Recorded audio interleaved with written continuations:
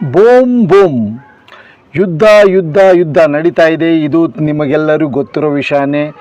ಈ ಸಂದರ್ಭದಲ್ಲಿ ನೀವು ಅತಿ ಹೆಚ್ಚು ಕೇಳಿರುವ ಶಬ್ದ ಅಂದರೆ ಅದು ಪೆಟ್ರೋಲ್ ಮತ್ತು ಗ್ಯಾಸು. ಇವೆರಡರ ಮೂಲ ಕಚ್ಚಾ ತೈಲ. ಅದು ನಮ್ಮಲ್ಲಿ ಉತ್ಪಾದನೆ ಆಗೋದಿಲ್ಲ. ಅದನ್ನು ನಾವು ಹೊರಗಡೆಯಿಂದ ಆಮದು ಇಂಪೋರ್ಟ್ ಮಾಡಿಕೊಳ್ಳಬೇಕು.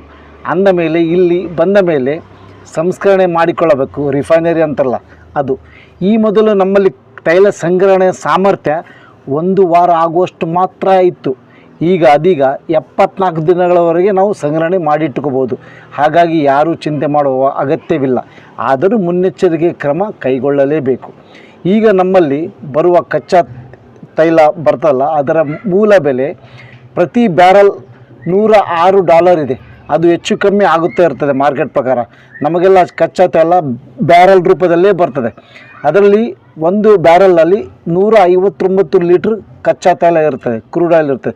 1 ಲೀಟ್ರ್ ಕ್ರೂಡ್ ಆಯಿಲ್ ಕಚ್ಚಾ ತೈಲದಿಂದ ನಮಗೆಲ್ಲ ಏನೆಲ್ಲ ಪ್ರಾಡಕ್ಟ್ಸ್ ಬರ್ತಾವೆ ಗೊತ್ತಾ? ಅದರಿಂದ ಕಾಯಿಸಿದಾಗ ದೊಡ್ಡ ದೊಡ್ಡ ರಿಫೈನರಿ ಮೂಲಕ ಕಾಯಿಸಬೇಕಾಗ್ತದೆ. 1 ಲೀಟ್ರ್ ಕ್ರೂಡ್ ಆಯಿಲಿಂದ ನಮಗೆ ಸಿಗುವುದು 460 ml petrol, 260 ml diesel, 90 ml jet oil, 40 ml LPG, ರಸ್ತೆಗೆ ಹಾಕೋ ಡಾಂಬರು, ಗ್ರೀಸು, ಮೋಮು, ಪ್ಲಾಸ್ಟಿಕ್ ಎಲ್ಲ ಬರ್ತದೆ. 100% ಕೆಲಸಕ್ಕೆ ಬರ್ತದೆ.